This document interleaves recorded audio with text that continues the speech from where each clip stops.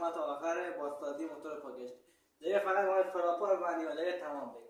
آخرین قسمتش هم بعد میخوایم یه دورباش بزنیم با رفیقمون دیگه تمام میشه.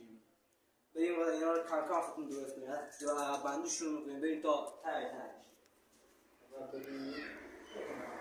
سلام به من به دایان قدیم پیداش کردن اینو میاییم این پیه یکی این پیما داره پشتش واسه کشش کردن این چرا اینجا کنید این سوکت با این سوکت قشنگ وصل بکنید بچه این الان بدید چرا تو اون دو وقتی چی رو بزنید روشن میشه این زیر این سیم رد کنید تا اون تهش